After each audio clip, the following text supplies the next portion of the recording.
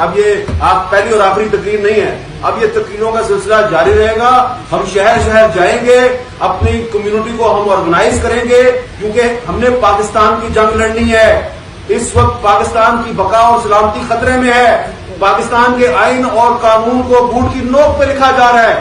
پاکستان کو اگر آپ نے اس وقت قائم رکھنا ہے، پاکستان کو بچانا ہے، اس کو صرف یہ 1973 کا آئین بچا سکتا ہے.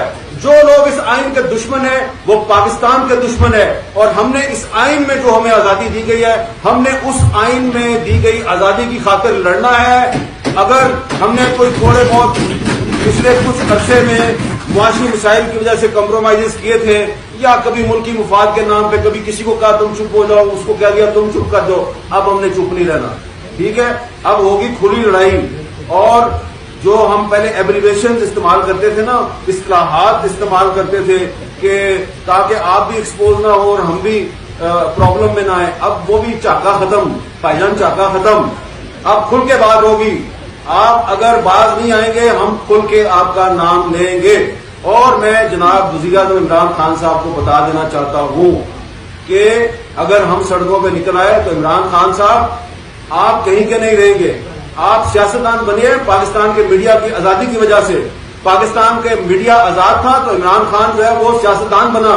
یہ وہی آدمی ہے 2002 کی اسمبلی میں اپنی پارٹی کا واحد MNA تھا، اور کیونکہ نواز شریف اور بے نظیر بھٹو پاکستان میں نہیں تھے تو ہم ان کو اپنے پروگراموں میں بلاتے تھے، ان کے کالم لکھے جاتے تھے، ان کو سپیس ملی، کیونکہ یہ جن کو اسٹیبلشمنٹ کو چیلنج کرتے تھے کوئی تھا ہی نہیں پاکستان میں چیلنج کرنے والا.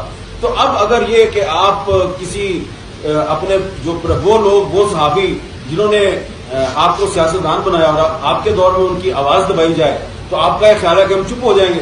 بھائی ہم نواز شریف کے دور میں چپ نہیں ہوئے، ہم پیپلز پارٹی کے دور میں چپ نہیں ہوئے، زرداری صاحب کے دور میں چپ نہیں ہوئے، مشرف کے دور میں چپ نہیں ہوئے، ضیاء الحق کے دور میں چپ نہیں ہوئے، ایوب خان کے دور میں چپ نہیں ہوئے.